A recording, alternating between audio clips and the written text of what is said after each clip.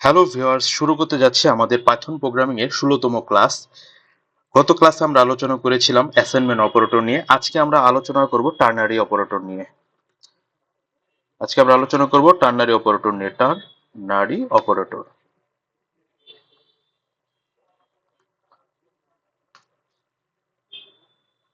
আমরা অলরেডি পাইথনের ১৬টি ক্লাস শেষ করেছি আমার এই চ্যানেলে বেসিক পাইথনের উপর। এছাড়াও ওয়েব ডেভেলপমেন্টের উপর আমি শুরু করেছি এবং ওখানে আমি কমপ্লিট একটা প্রজেক্ট দেখানোর চেষ্টা করেছি, যেটা আরো ১৪টা ক্লাসের মাধ্যমে এবং কমপ্লিট শেষ করেছি। ২টা ডেস্কটপ অ্যাপ্লিকেশনের কোর্স করিয়েছি, ওটাও চলমান থাকবে। যারা কোর্সগুলো এখনো দেখেননি কিংবা দেখার আগ্রহ আছে, তারা আমার ডেসক্রিপশন বক্সে লিঙ্কগুলো দেওয়া আছে, লিঙ্ক থেকে আপনারা দেখতে পারেন। এছাড়া যারা টার্নারি অপারেটরের পূর্বে যে অপারেটরগুলো মিস করেছেন, অ্যাসাইনমেন্ট অপারেটর, বিটওয়াইজ অপারেটর, এই অপারেটরগুলোর বেসিক ধারণা যারা মিস করেছেন, যাদের আগ্রহ আছে, তারা দেখে নিতে পারেন, ডেসক্রিপশনে লিঙ্ক দেওয়া আছে।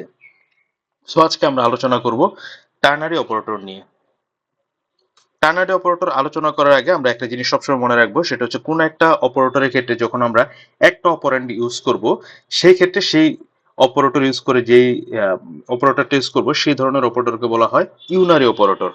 যখন আমরা একটা অপারেন্ড ইউজ করব, একটা অপারেন্ড মিন্স যখন কোন একটা অপারেটরের সাথে একটা ভেরিয়েবল, যেমন নেগেশন এ, যখন আমরা এরকম ইউজ করব, একটা অপারেন্ড ইউজ করব, এই ধরনের ক্ষেত্রে আমরা এই একটা অপারেন্ডের ক্ষেত্রে আমরা বলবো এটাকে unary operator. Unary operator, sorry আমার স্পেলিং ভুল হয়েছে, ইউনারি অপারেটর।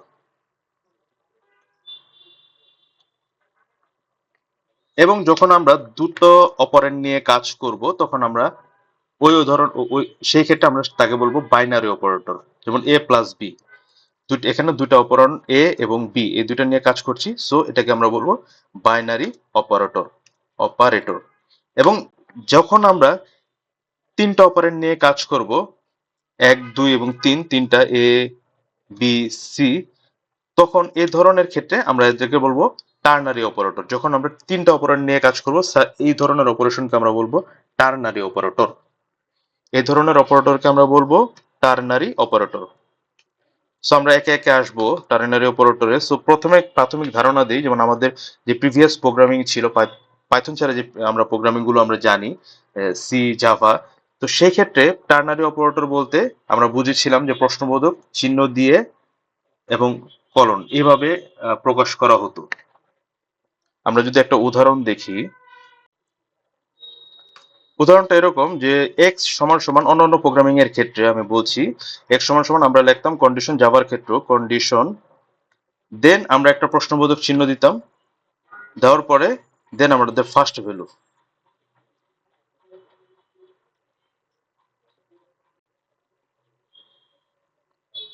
ভ্যালু, এরপরে কলন চিহ্ন দিয়ে সেকেন্ড ভ্যালু এভাবে আসলে প্রোগ্রামিং গুলোতে লেখা হতো।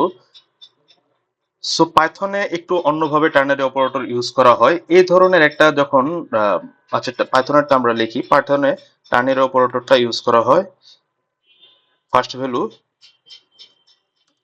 If condition use second value. So এই ধরনের যখন একটা অপারেশন করা হয়, এই অপারেশন গুলো মানে আমাদের এই স্টেটমেন্টটা দেখে যে কোনো একজন সাধারণ মানুষকে যদি বলা হয় যে এটা কি করা হয়েছে, অনেকের ক্ষেত্রে এটা বোঝা একটু কঠিন হবে। বাট সেকেন্ড যে লাইনটা আছে, এই লাইনটা দেখলে ইজিলি আমরা বুঝতে পারবো first value if condition, that means condition যদি ফুলফিল করে সেক্ষেত্রে first value, otherwise second value. So বারবার আমি যেটা বলার চেষ্টা করছি এবং বলছি সেটা হচ্ছে, এবং সবাই যেটা বলে, Python is a general speaking language অথবা রাইটিং ল্যাঙ্গুয়েজ, যেটা আমরা বলি না কেন, পাইথন জেনারেল স্পিকিং ল্যাঙ্গুয়েজ। এর ভাষাগুলো দেখে বোঝা খুবই সহজ। যেমন এক্স সমান সমান 30 if 10 is smaller then 20 else 40। Just উপরের যেই আমি কন্ডিশনটা লিখেছিলাম স্টেটমেন্ট, এই স্টেটমেন্টটাকে আমি ভ্যালু দিয়ে প্রকাশ করলাম, ফার্স্ট ভ্যালু, দেন ইফ এর পরে কন্ডিশন, এই কন্ডিশনের পরে ইলস 40, দ্যাট মিনস এখানে বোঝাচ্ছে যে 30 হবে যখন ইফ এই কন্ডিশনটা ফুলফিল করবে। কন্ডিশনে বলা হচ্ছে 10, 10 যদি 20 থেকে ছোট হয় তাহলে হবে 30 ইলস 40। সো আমরা এই কোডটা যদি একটু রান করে দেখি, আমরা পাইথন কোডে রান করে দেখি। আমরা জানি পাইথন কোড কিভাবে রান করতে হয়। আমরা সিএমডি প্রমোটে গিয়ে জাস্ট পাইথন লিখবো। তাছাড়া আমরা আহ, একটা ক্লাসে ধারণার চেষ্টা করেছিলাম যে নোটপ্যাড থেকে সরাসরি কিভাবে পাইথন কোড রান করবো, সেটাও আমরা জানি, সেট করে নিতে হয়। সো আমরা পাইথন শেল থেকে রান করছি পাইথন। সো এক্স সমান সমান আমরা ভ্যালুটা এন্ট্রি করলাম। এবার আমরা প্রিন্ট করি এক্স এর ভ্যালুটা, এক্স এর মানটা আমরা প্রিন্ট করি এবং আমরা দেখতে পাচ্ছি মান 30। সো আমরা যদি এই লাইনটাকে একটু ঘুরিয়ে লিখি 10 ইজ গ্রেটার দেন 20, দেন আমাদের কিন্তু কন্ডিশনটা ফুলফিল হচ্ছে না, ফলস হচ্ছে। ফলস হলে সেক্ষেত্রে আমরা বলেছিলাম ইলস 40। সো আমরা প্রিন্ট করি প্রিন্ট এক্স, আমরা পাচ্ছি 40। সো টার্নারি অপারেটরের ব্যবহারটা এটাই, খুবই সিম্পল। একবার যদি আমরা কেউ একটু বুঝে নেই, সেক্ষেত্রে আমাদের কাছে টার্নারি অপারেটর বোঝাটা খুবই সহজ, খুবই সহজ একটা বিষয়।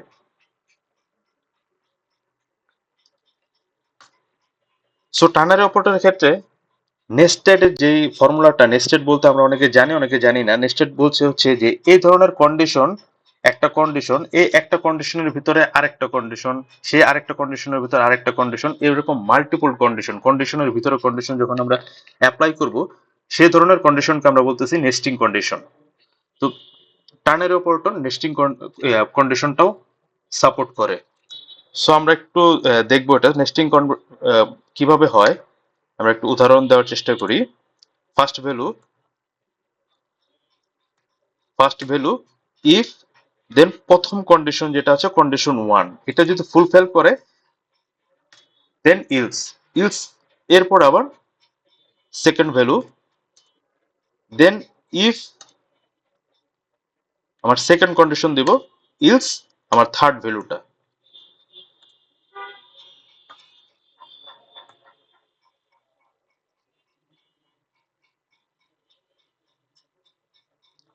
আমরা একটু স্কেচিং করি। সো আমরা যদি একটু খেয়াল করি, আমাদের প্রথম কন্ডিশনটা ছিল, আমি কালারটা চেঞ্জ করে নিচ্ছি। আমাদের ফার্স্ট ভ্যালু, এই ফার্স্ট ভ্যালু হবে যদি ফার্স্ট কন্ডিশনটা ফুলফিল করে, যদি এটা ট্রু হয়, যদি এটা ট্রু হয়।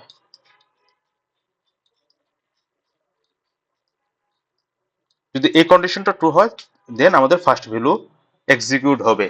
আর সেকেন্ড যেই অপশনটা আছে সেই অপশন আর প্রয়োজন নেই যাওয়ার। আর যদি কোনো কারণে আমাদের ফার্স্ট কন্ডিশন যেটা, এটা যদি ফলস হয়, যদি আমাদের ফলস হয় দেন এক্সিকিউট হবে আমাদের সেকেন্ড যেই ভ্যালুটা আছে, সেকেন্ড ভ্যালুটা। সো এখানে সেকেন্ড ভ্যালু বলতে বোঝাচ্ছে ফুল যেই স্টেটমেন্ট, ইলসের পরে যে ফুল স্টেটমেন্টটাকে সেকেন্ড ভ্যালু বোঝাচ্ছে। এই সেকেন্ড ভ্যালু থেকে আবার চেক করা হবে যে যদি এই সেকেন্ড কন্ডিশনটা ঠিক হয়, সেক্ষেত্রে আমাকে, যদি ট্রু হয়, এটা যদি ট্রু হয়, টি হয়, তাহলে এটাকে প্রিন্ট করবে, সেকেন্ড ভ্যালুটাকে টি প্রিন্ট করবে। আর যদি ফলস হয়, সেই ক্ষেত্রে আমাকে থার্ড কন্ডিশনটাকে প্রিন্ট করবে। সো এখান থেকে আমরা যেরকম তিনটা ভ্যালু যদি আমাদের থাকে, তিনটা ভ্যালু থেকে আমরা একটা লাইনেই ম্যাক্সিমাম মিনিমাম ভ্যালু বের করতে পারবো খুব ইজিলি। আমরা একটা উদাহরণ দিয়ে এটা দেখব। এই এক টার্নারি অপারেটর যদি আমরা পাইথনে ইউজ করি, সেক্ষেত্রে দেখা যাচ্ছে আমাদের লাইনস অফ প্রায় অনেক লাইনের কোড লেখা থেকে আমরা জাস্ট একটা লাইনে কোড লিখে আমরা বড় একটা ফলাফল পেয়ে যাব। সো আমরা একটু নেস্টেড টার্নারি অপারেটরে আমরা একটা উদাহরণ দেখব। যেমন আমাদের একটা আমরা অলরেডি অ্যাসাইনমেন্ট অপারেটরে দেখেছি যে একটা লাইনে কিভাবে মাল্টিপল ভ্যালু অ্যাসাইন করা হয়। পাইথনের একটা বিউটি সেটা হচ্ছে যে এরকম এ বি সি তিনটা ভ্যালু আমি 10, 20, 30 এরকম তিনটা ভ্যালু আমি একটা লাইনে আমরা অ্যাসাইন করতে পারি। সো দেন আমরা এক্স সমান সমান আমরা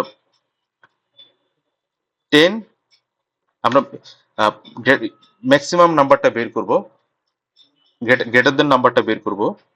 so if A is greater than B, sorry আমরা এখানে A, if A is greater than B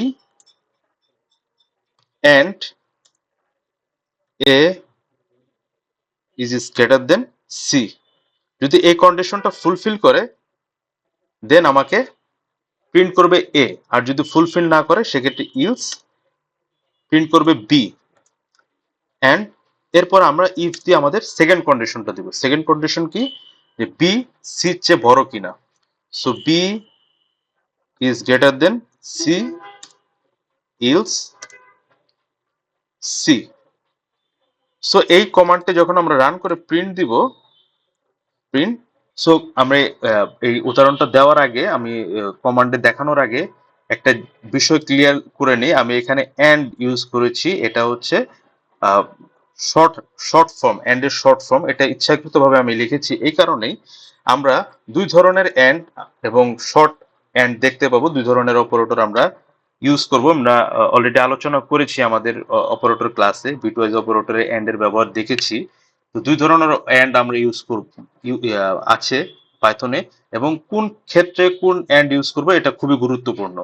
আমরা বিট ওয়াইজ অপারেটরের ক্ষেত্রে আমরা বলেছিলাম যে বিট ওয়াইজ অপারেটরে সব সময় এটা bit by bit, that means একটা সংখ্যাকে সে বাইনারিতে কনভার্ট করবে এবং বাইনারিতে কনভার্ট করে সে বাইনারি বাইনারি ভ্যালুটাকে কাজ ভ্যালু নিয়ে কাজ করবে। তো সেক্ষেত্রে আমরা শর্ট যে অ্যান্ড অপারেটর আছে সেই অ্যান্ড ইউজ করেছি। সো এই ক্ষেত্রে আমরা শর্ট অ্যান্ডটা ইউজ করতে পারবো না, কারণ আমরা এখানে bit by bit bitwise operator bitwise কোনো কম্পারিজনে আমরা যাচ্ছি না। সো আমরা অলওয়েজ এখানে এ অ্যান্ড ডি মানে অ্যান্ড এর ফুল ফর্মটা ইউজ করব। সো আমরা এই কোড আমরা একটু আমাদের কমান্ড প্রম্পটে যাই, যে আমরা অ্যাসাইন করি এ কমা বি কমা সি সমান সমান 10 20 30, অ্যাসাইন হয়ে গেল। দেন আমরা এক্স এর ভিতরে আমাদের সি, আমরা এক্স এ অ্যাসাইন করলাম। এখন যখন আমরা এক্সটাকে প্রিন্ট করব, এক্সটাকে প্রিন্ট করব তখন আমরা ম্যাক্সিমাম নাম্বারটা পাবো। সো আমরা এখানে লিখে দিতে সরি আমরা এখানে লিখে দিতে পারি maximum, maximum value,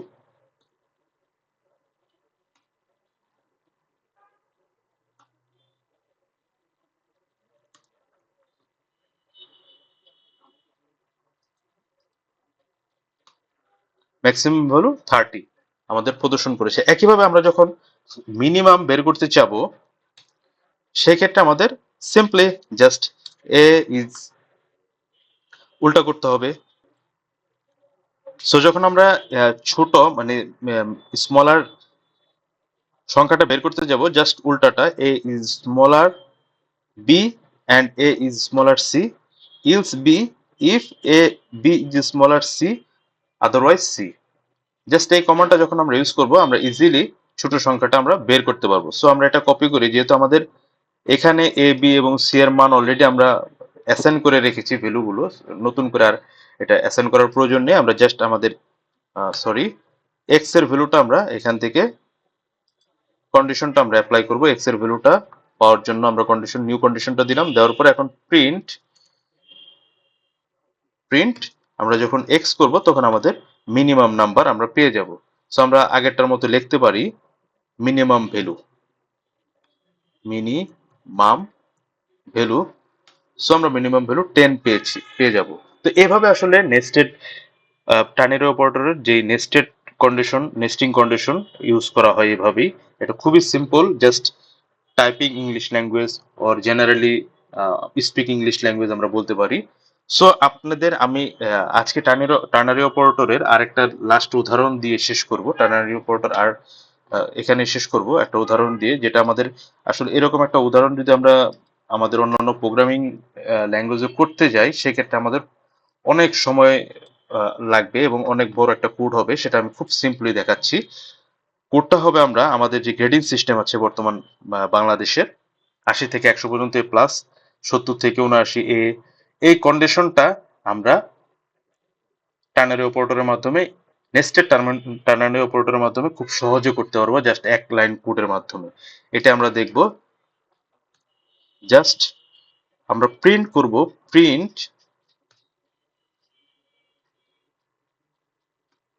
a plus if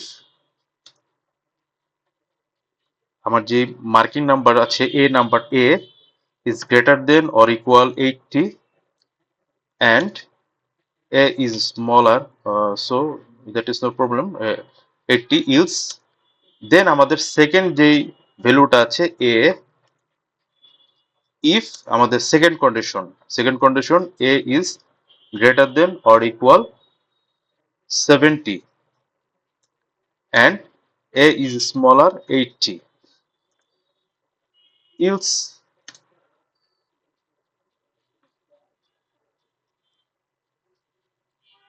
a minus if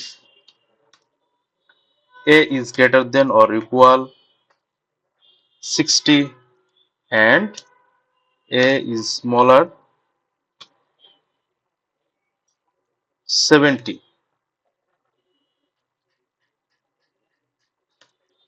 else এর পরেরটা হচ্ছে a মাইনাস এর পরে আমাদের b if a is greater than or equal 50 and a is smaller than 60 else c if a is greater than or equal 40 and a is smaller 50 else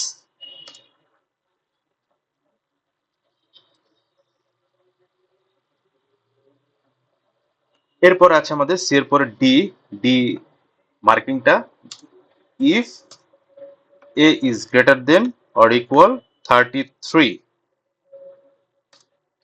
and a is smaller 40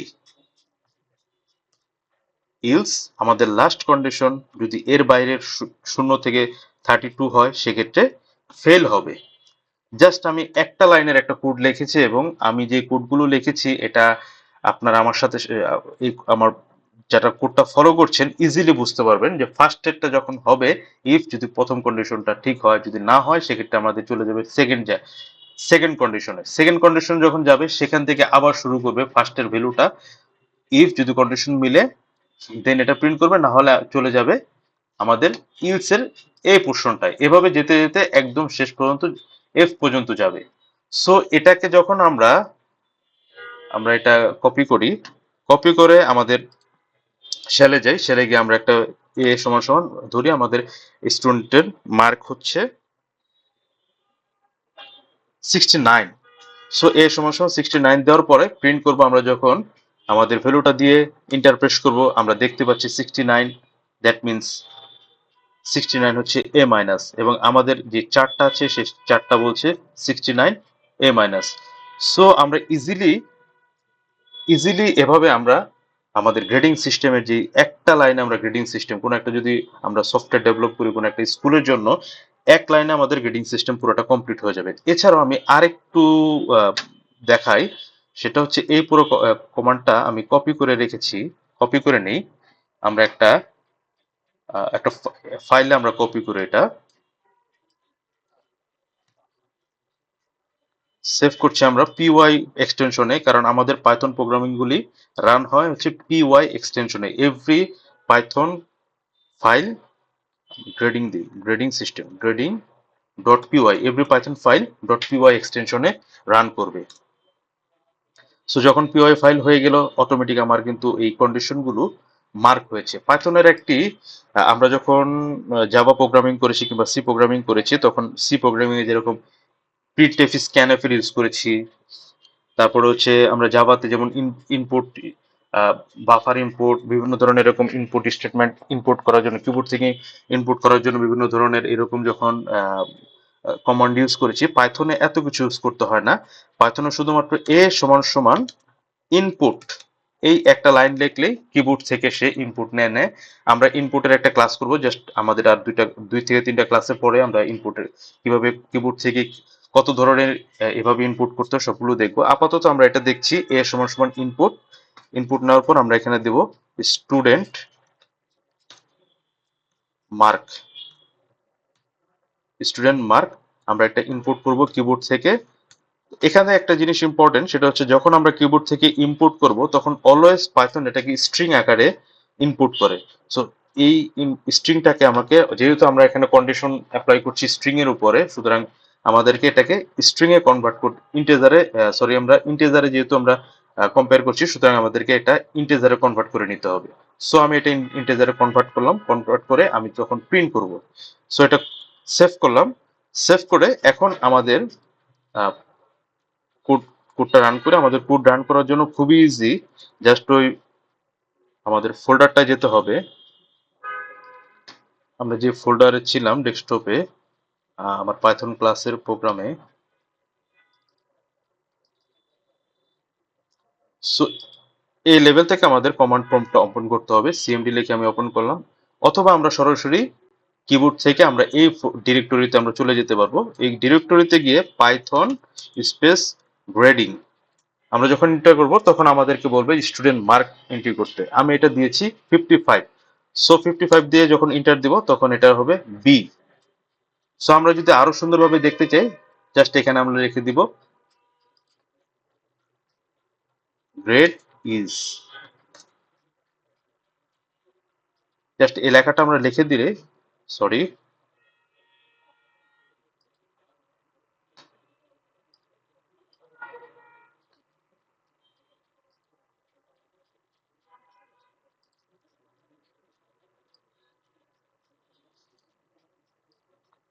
just আমরা একটা line লিখেই ফুল grading সিস্টেমের সকল number print করে ফেলছি।